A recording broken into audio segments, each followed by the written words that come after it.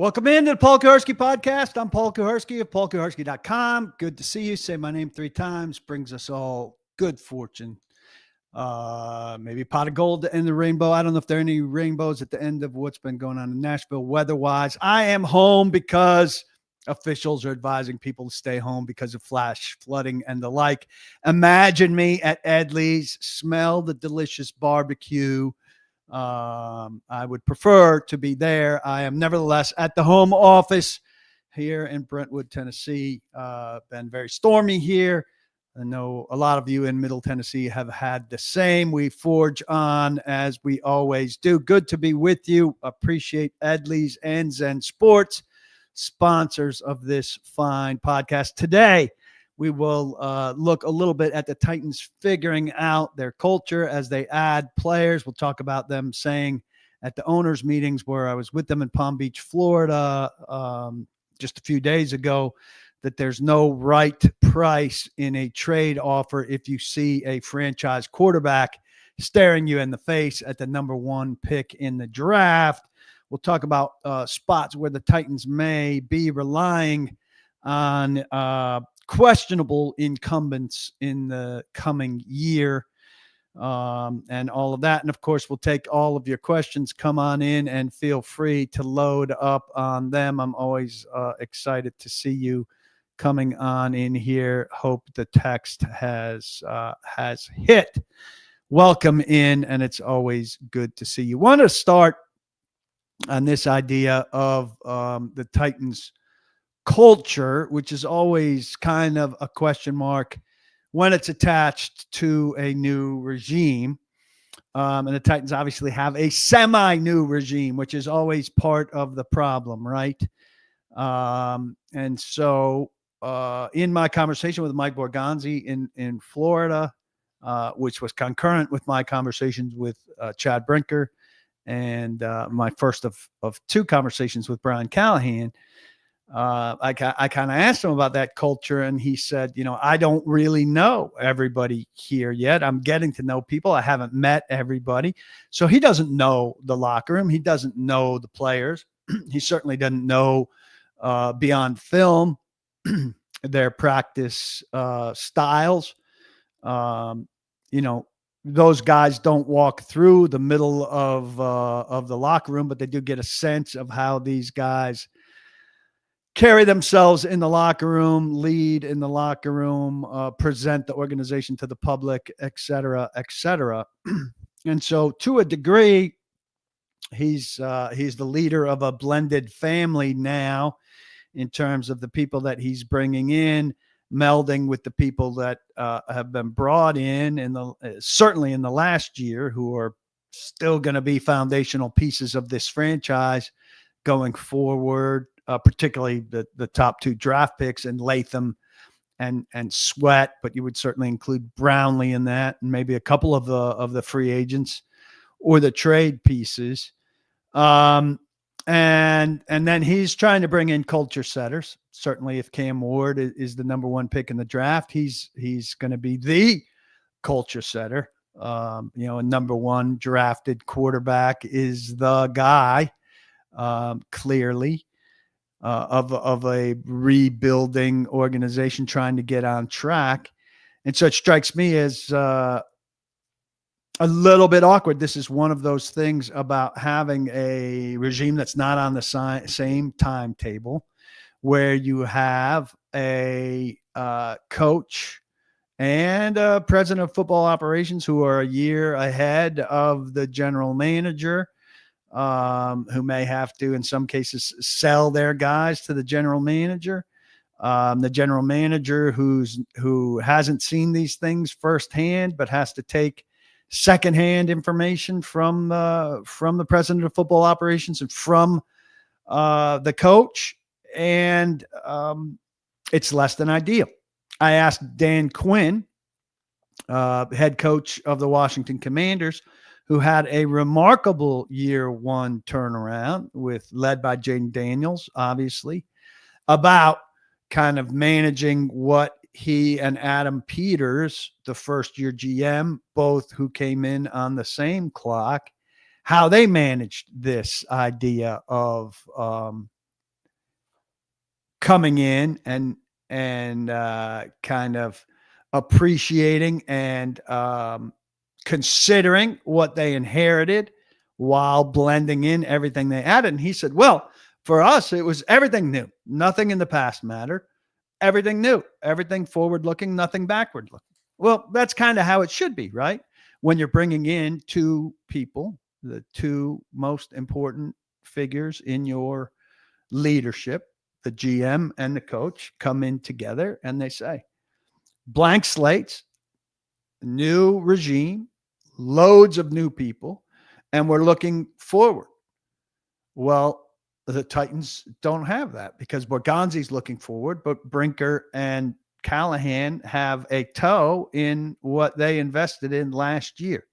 And so automatically it is a little bit more awkward. And it's an example of things being staggered in a way that the Titans tend to stagger things. Now, they made it work pretty well when John Robinson was the key factor in hiring Mike Vrabel. Now, it was ugly while he was firing Mike Mularkey, and while that was coming out in the middle of a playoff run, and while they were winning their first playoff game in a long, long time in Kansas City, the exit wasn't graceful. But when he hired his leader of men with Mike Vrabel, it was easy for them to kind of latch on and go forward. So maybe this will be that. But that was a good team.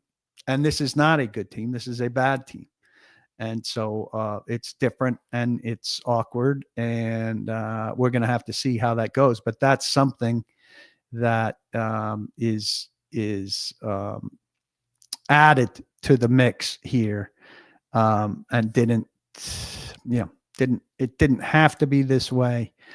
But it is, and it's what they're dealing with. So that's where things are. And I think that makes building the culture a little bit more difficult. And that's kind of an unfortunate truth in what's going on with the Tennessee Titans. If you guys could retweet here, it doesn't look like my initial tweet went out, which is unfortunate. Oh, there it is. So we'll do that again. Good to have you here. Pretend that I am at Edley's, where you can smell all of the good food and are anticipating a delicious order of all kinds of barbecue. I would be at Franklin and Berry Farms, but for the flash flood warnings, that's at 501 Sarah Avalon in Sarah Avalon Berry Lane.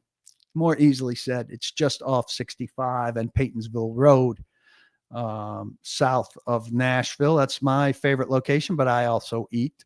I'm a completely fair guy, and I will eat at any Edley's restaurant. Franklin and the Factory, 5 Points in East Nashville, where I broadcast a lot during the season. Sylvan Park, Donaldson, Gallatin, 12 South, Nolensville. Terrific stuff all around. I'm a particular fan of the fried ribs. I love what amounts to their nachos, which I get on fries. They load it up with everything good. They'll put whatever you want on there, pulled pork, pulled chicken, you name it, brisket. Absolutely delicious. I'm making myself hungry here. Haven't had much to eat today. Make a stop at Edley's soon. Best barbecue around. We'll dive into some of your questions and we will rev this thing up. How do I like and feel about Borgonzi compared to the previous two GMs? Well, look, I'm not.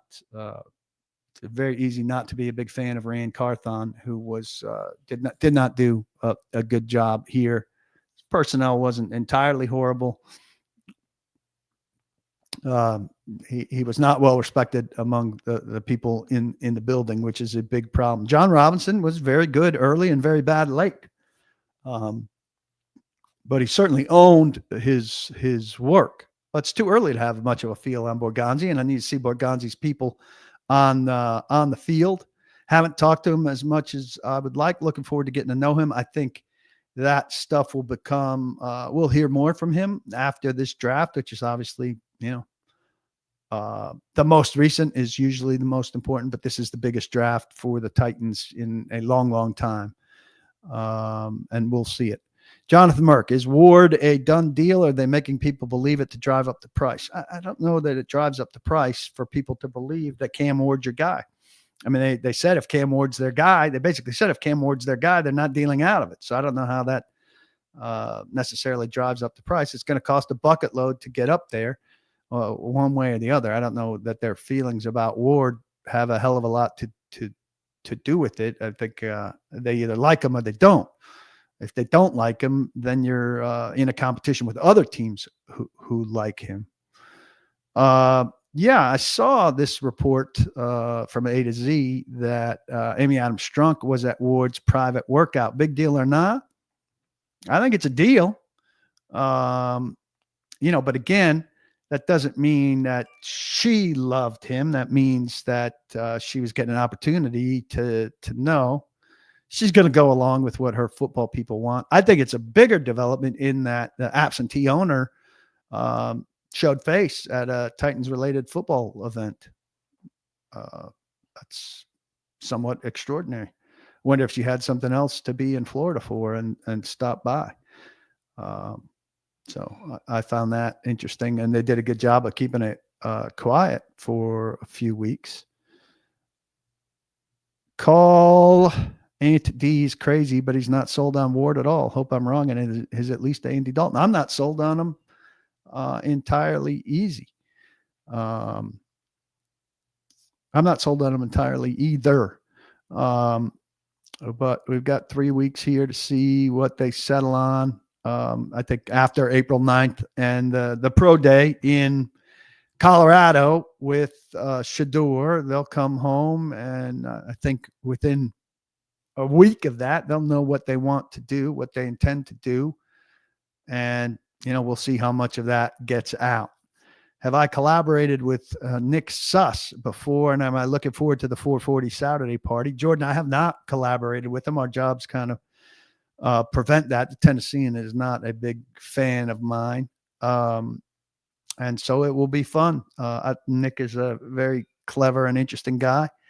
I appreciate his insights on the Titans, and it will be fun. I hope if all of you don't know, 440 is having multiple events draft related, and I admit to not knowing the details of the Thursday night event.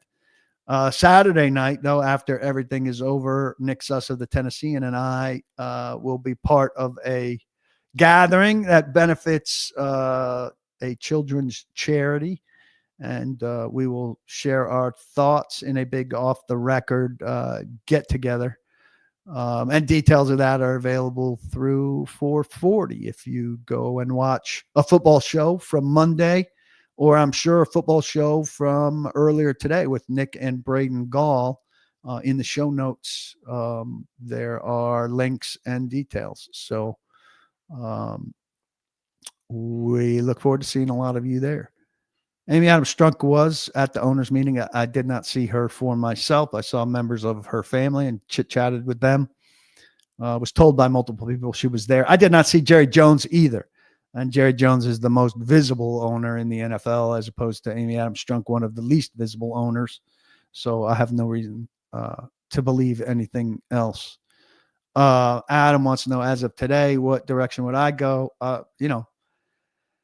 I'm less and less uncomfortable, kind of double negative there with Ward. I would still try to trade out and gather as many picks as I could. I'm a little more wary of Abdul Carter than I have been because of the foot and because of some other things going around about him. And so I might even trade a little further down and look at somebody like Michael Williams. And get even bigger haul. But I'm not exactly sure yet. But I would stay definitely inside the top 10 for sure. Keep your questions coming here. I appreciate you guys coming. As of today, what direction would you go? I'm curious. Like it seems like most fans are on the Ward bandwagon. I'm wondering if most people are on the Ward bandwagon. Adam asks, if I didn't take a quarterback, would Levis be my starter next year? I don't know that I have much of a choice. I mean, who's left? They've got 3 quarterbacks on the roster. Flacco still out there. I mean, I think they've made their moves, and they made their moves knowing there was some degree of possibility that they wouldn't select a quarterback in this draft. And I think the alternative to not selecting a quarterback in this draft is rolling with what they've got. And so Will Levis is at the head of that line. So Will Levis with the better line and conceivably better weapons, that's to be determined by the draft, would be your guy. I don't expect that he would play 17 games based on how he plays and based on his injury history. And so I think you'd see some combination of Will Levis and Brandon Allen. Jake Barr wants to trade back and build the wall on both sides of the ball. I mean, I think the offensive line building among starters is over. They've got a starter at every position on the offensive line. So you're talking about depth, a defensive front. Certainly, they need edge people. I think the defensive line is fine. Certainly Simmons and Sweat are 2 there when you're playing 3 defensive linemen. Sebastian Joseph Day as the third piece of that is fine. I don't know that you'd invest anything huge in that spot, given that it's not close to a 3-down spot. So I think they're all right there. I think they could draft a defensive lineman. I don't think it would be very high. And if they don't take Ward, some people asking about other quarterbacks in this draft. I don't think they would take or try to build around a later round quarterback here. I think if they didn't take Cam Ward or a more of a long shot Shedeur Sanders, I think they would be stalling to take a high draft pick next year to be the next headliner at quarterback for the Tennessee Titans. I think they'd take a lot of grief for that. I think people would be watching very closely what Cam Ward does wherever Cam Ward lands. But have to be willing for these guys to be bold. Call it today. Does Moore have a better year this year than last year under Bill Callahan? Well, he's not facing Myles Garrett and Trey Hendrickson twice. Houston has some very good rushers.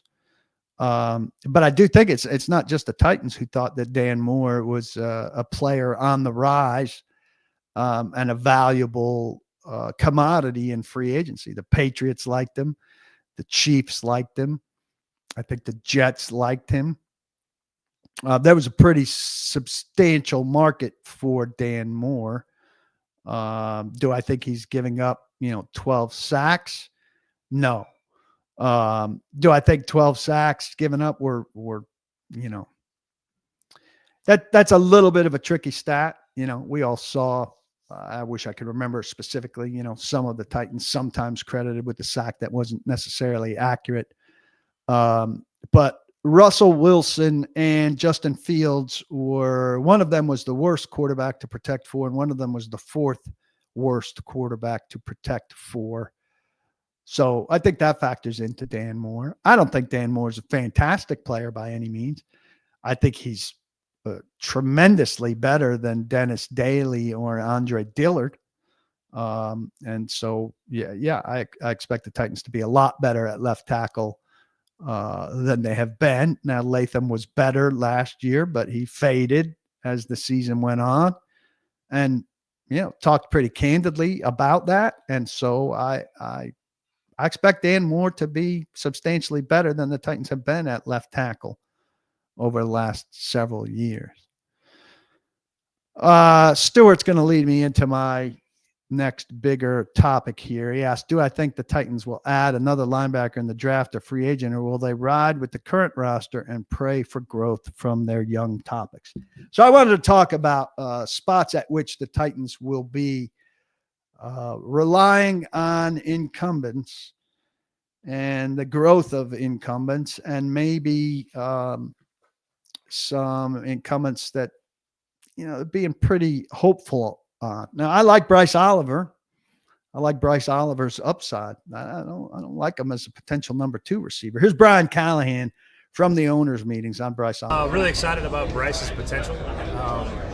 He did some really nice things as the season went along.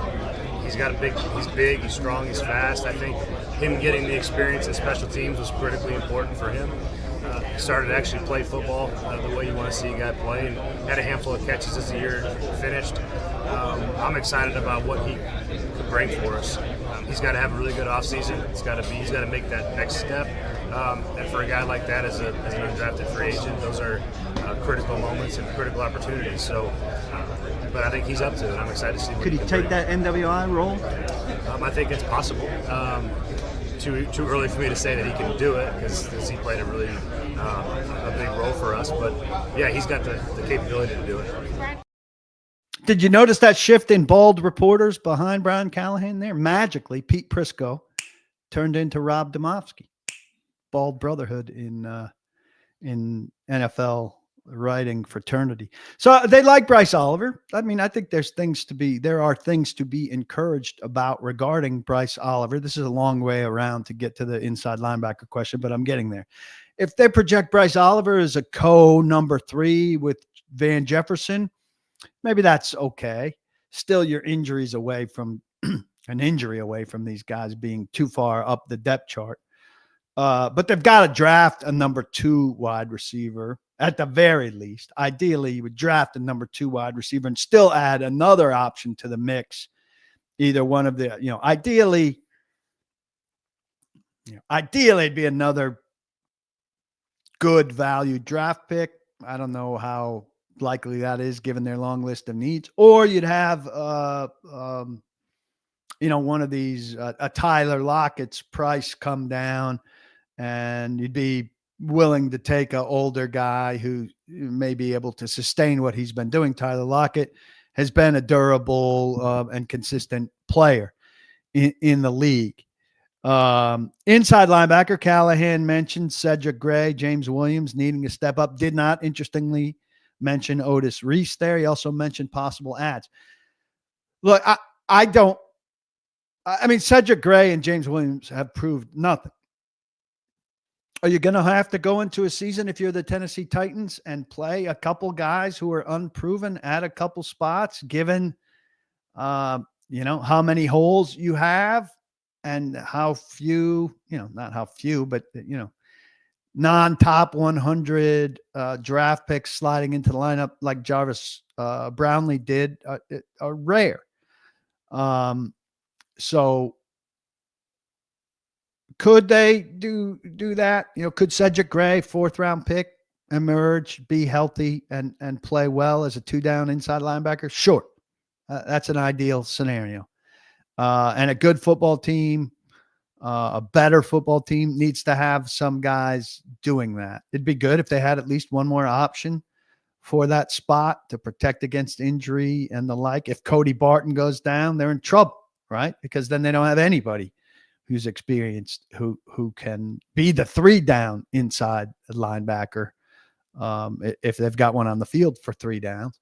So they're relying on unproven incumbents there in Cedric Gray and James Williams, or a draft pick, or maybe they pick up a free agent who's out there. They're never going to spend big money on this spot. They don't believe in it philosophically. The franchise generally hasn't believed in it philosophically for some time.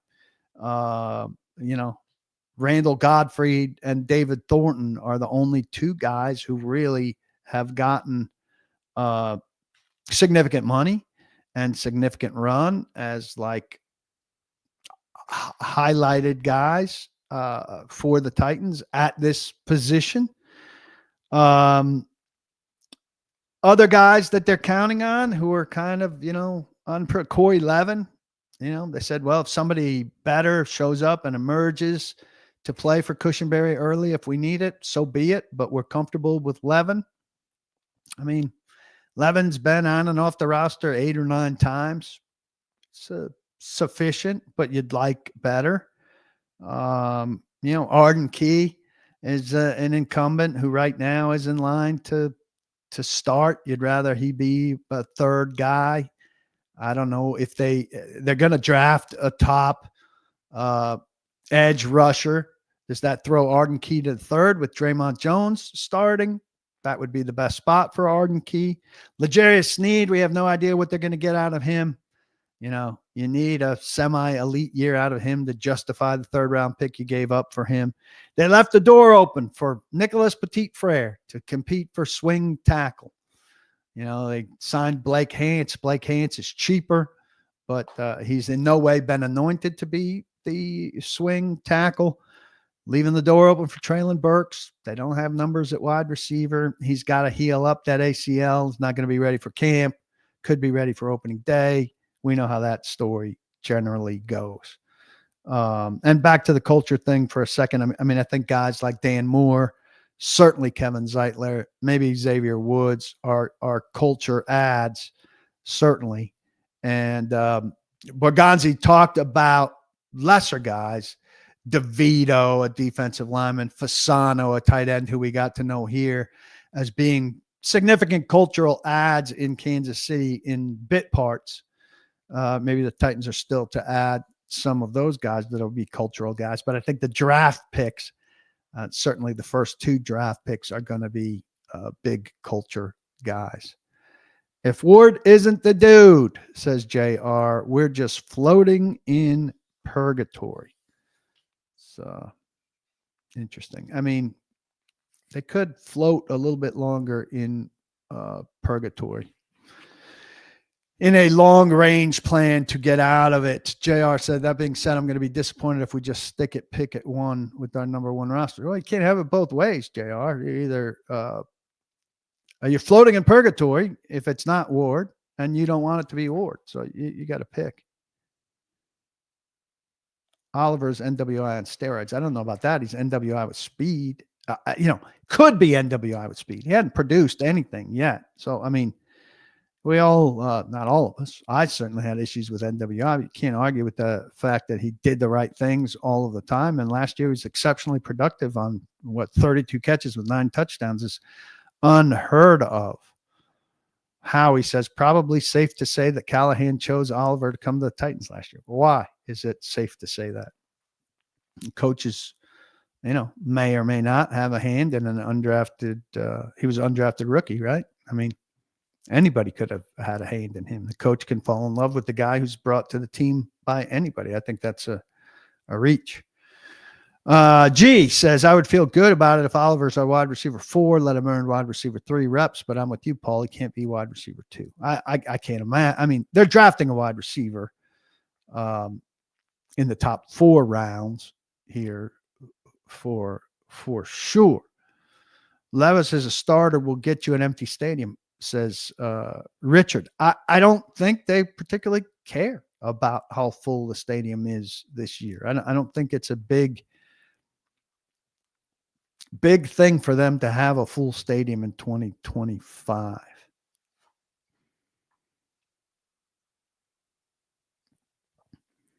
Does Callahan report to Borgonzi or Brinker? I think technically to Borgonzi. I think the GM has oversight of the coaching staff.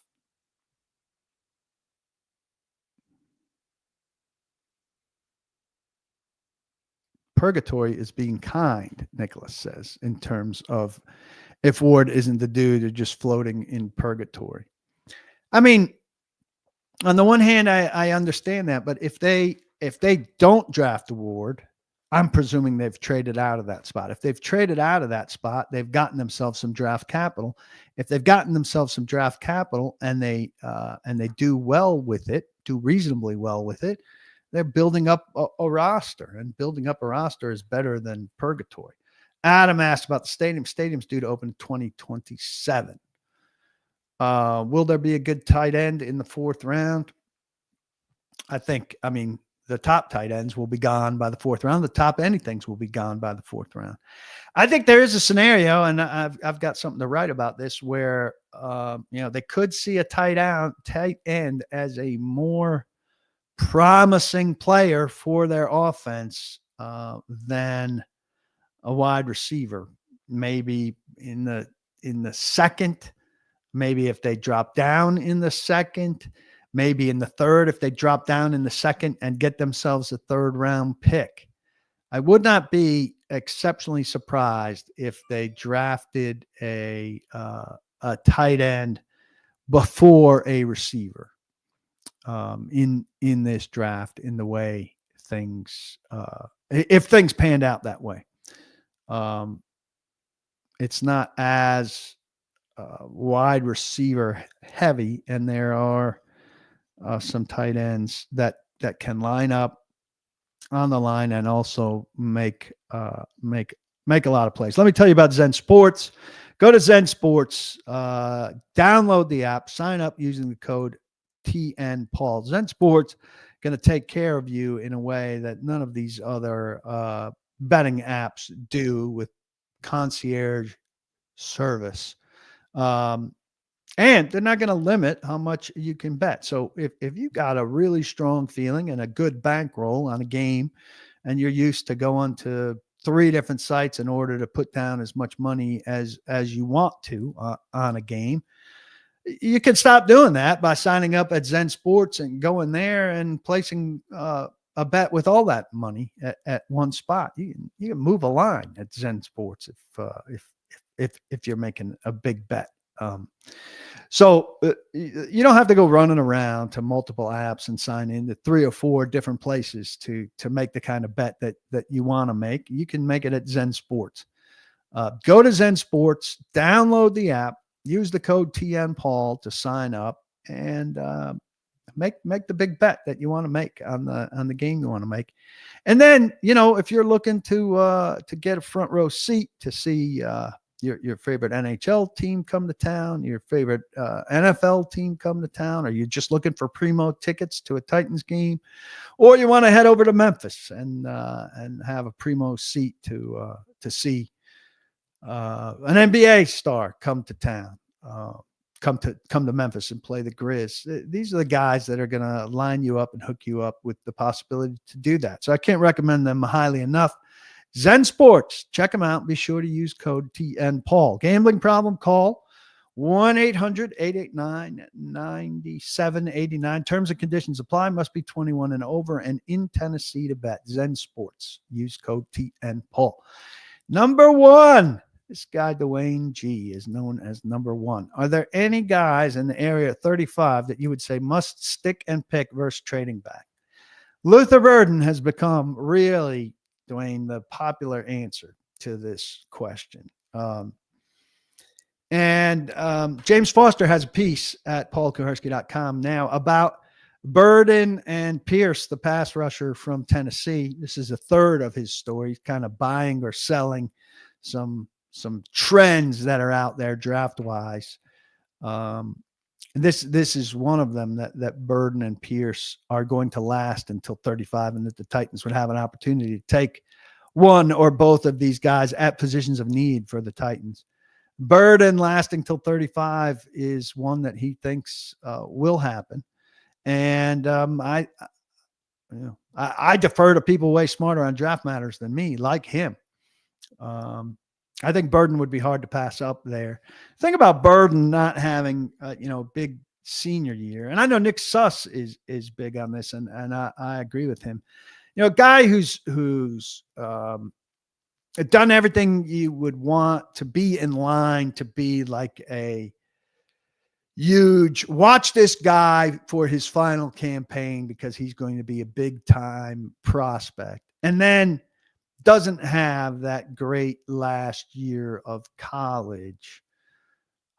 I don't think you should get scared off of that guy when there may be some circumstances that dictate that he isn't as productive in that last year of school as you would want him to be. And Luther Burden certainly falls in that basket. He would be a very good fit for the Titans. He's the kind of receiver that they need. And if he's there at 35, I think it'd be hard to pass on him. So now I'm sure there are some other wide receiver needy teams ahead of 35 that are probably thinking the same thing. So we'll see. But somebody falls every year, right? Somebody falls every year. Luke Shelton asks, for a tight end, do you give him a few more reps with the lineman when you have a coach like Callahan than you would if you just had some Joe Nobody? How does the coach quality impact practice reps? Look, part of a tight end's job is to block. They don't work with the offense. I mean, sometimes the tight ends work to get in sync with the offensive line. There'll be a practice period here or there, uh, especially during training camp where they all work together. But a tight end doesn't go to work necessarily with the offensive line coach to learn blocking technique. He learns blocking technique from the tight end coach because blocking is half of a tight end's job. So he'll be work with the tight end coach to work on that. Tight ends don't just run around catching passes in practice; they block. Yeah, Jay says, where did that go? Jordan, sorry, says, I feel like all the race the card to the podium guys at 35 had character concerns. Burden, Pierce, Mike Green. I don't think Burden has the level of character concerns that Pierce and Mike Green have. If Borgonzi drafts quarterback at 1, then what philosophical change did he bring to the table? I guess I'm missing something.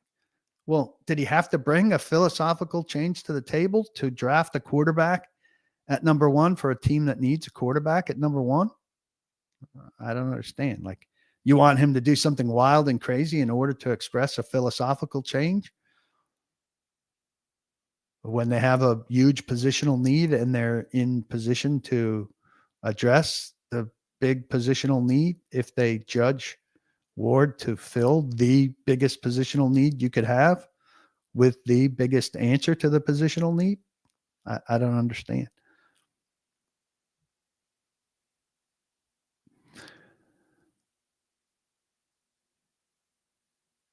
Howie, I don't know what your question's about. CA1. This is a question that, or a statement that I think is kind of universal. I feel like we will mess it up, he says of his, I think, beloved Titans. I feel like we will mess it up. I think there's a good segment of the Titans fan base that feels like the Titans could draft Cam Ward at number 1 and Cam Ward won't pan out. And the Titans could trade out of number 1 and leave Cam Ward for the Giants as a trading partner, and he would go to New York and have success. And the Titans would get crucified for him having success in New York, but he wouldn't have had that success in Tennessee. That's the dysfunctional Titans for you right now. Not that the Giants are any kind of high functioning franchise at this point, or the Browns, or the Saints, who could conceivably trade up from, where are they, 9?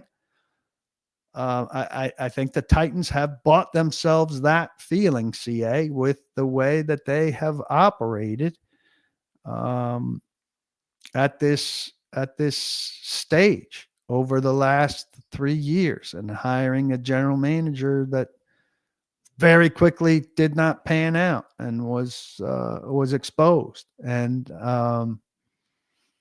have to win back your faith by picking the right people and having those people perform under the right coaches.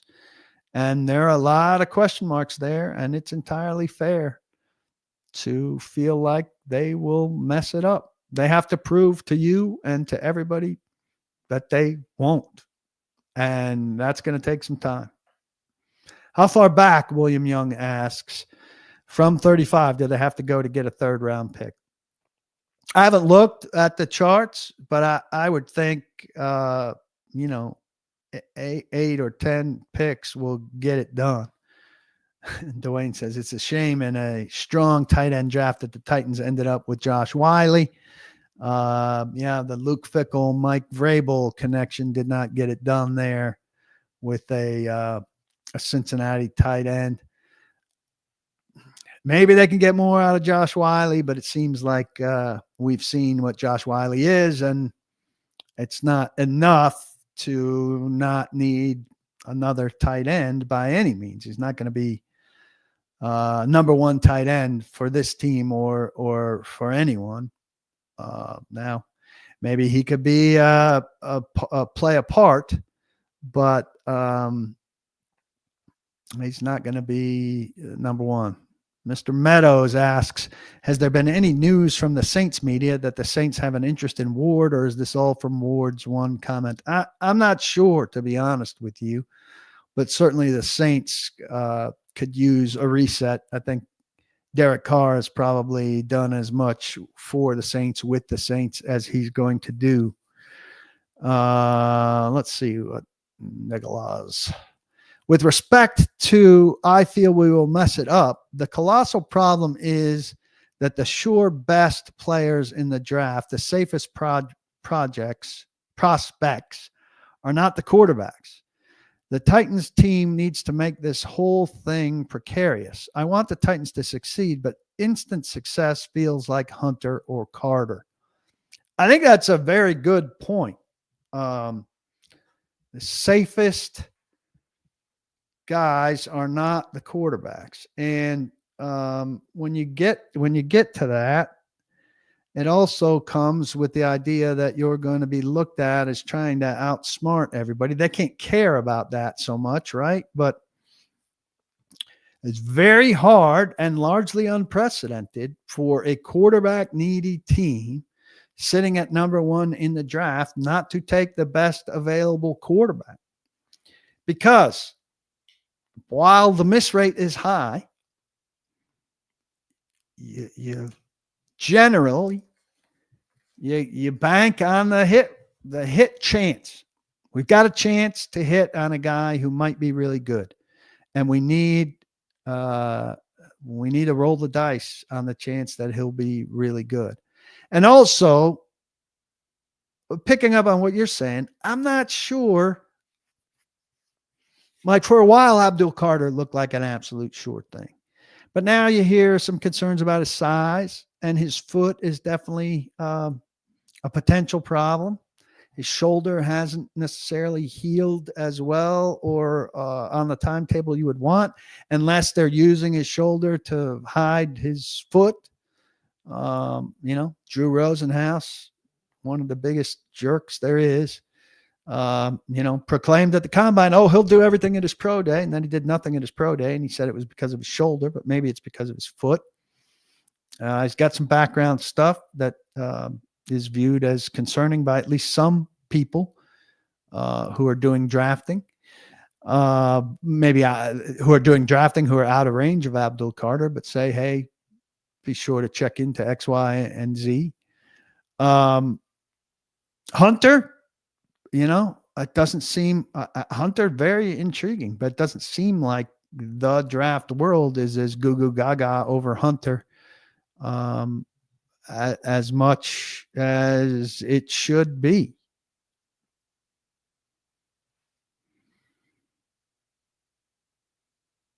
Did Amy speak to anyone at the owners meetings, like media wise, or like fellow owners / executives? Media wise, no. Jay says Carter or Hunter is investing. I would tend to lean towards that. No, she did not speak to any media. No media is expecting her to speak. She does not speak to the media.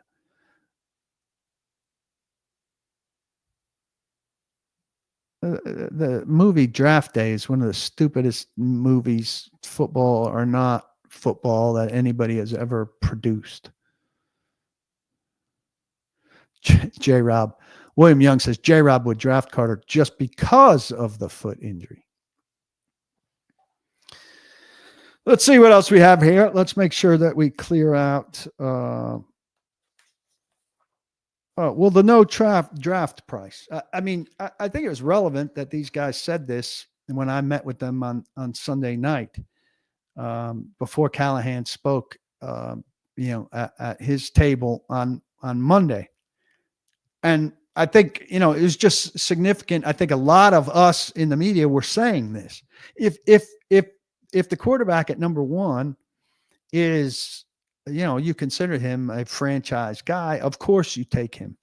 And that's why, like, a lot of people saying, well, Titans need to convince people that they want him at number one so that they'll come and trade harder. I think it's the opposite of that. If you really want him at number one, then the trade option becomes moot, Because if a quarterback needy franchise sitting at number one loves the quarterback there, then trading out becomes moot.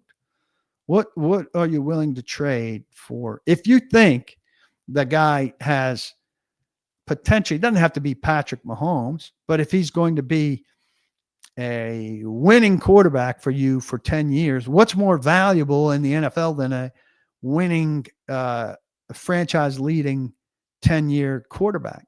Nothing. There's no commodity more valuable than that. So Borgonzi told me, I was taught over the years, if you find the quarterback that you want and you think he's a franchise quarterback, then you're not going to pass on him. And Callahan said, I think anytime you can find a quarterback that can lift your football team and that you feel is the caliber of player that you're talking about, those guys are worth more. There's really no price on those guys.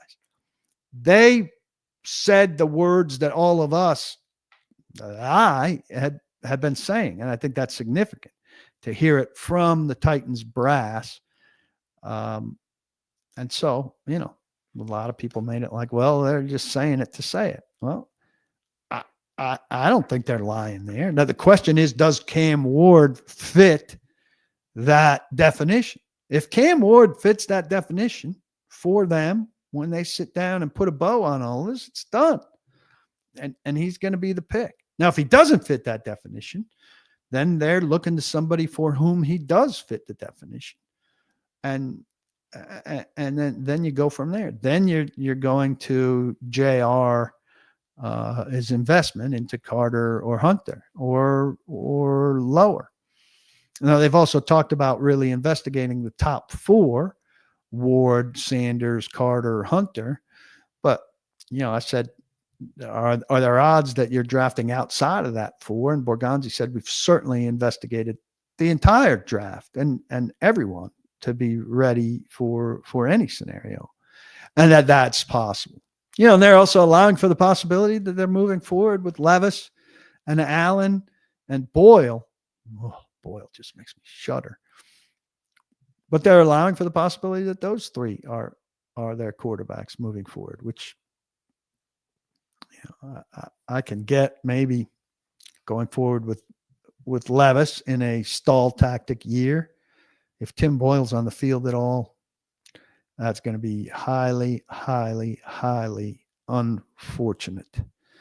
What else we got? Take a couple more if you got them, or we can wrap. Appreciate all of you watching on YouTube or Twitter/X. Please be sure to follow, give a thumbs up, and a like, and subscribe. If you're listening on Apple, on Spotify, on iHeart, please like, rate, and review. It has a great effect. And if you're not a member of PaulKuharsky.com, lots of good stuff coming. Got some good reporting done at the owners' meetings that's going to produce good content that you're going to want to read, and you're going to need to be a member of PaulKuharsky.com for it. $7.50 a month. Price of a cup of coffee or a fancy cocktail. Absolutely worth it. Plus James Foster and Blake Bedingfield. Spencer asks, does Kenneth Adams live in Nashville versus Texas? Yes, absolutely. When is he supposed to take over? Nobody knows. If the Cali Borgonzi regime fails, can we expect the handoff to Kenneth? No. Amy Adams-Strunk owns the team. There's no indication she's eager to give it up, and there's no timetable on Kenneth Adams taking over. I think it's like the last regime failed. Could we expect her to give it up then? No. I mean, there's no ticking clock on Amy Adams-Strunk. I don't know what you think would create one. The money keeps pouring in because she owns an NFL team, and NFL teams are super valuable investments with incredible returns.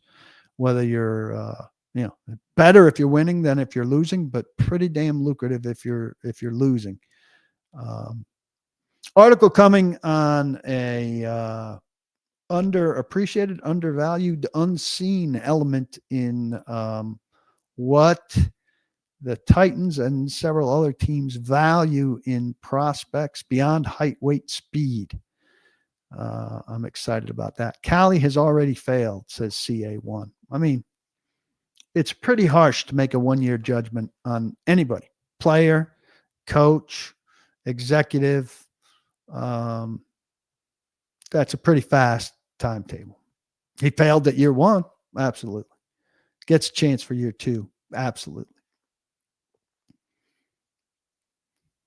Public/fan ridicule could drive her to at least hand over the controlling interest title, but still maintain ownership percentage.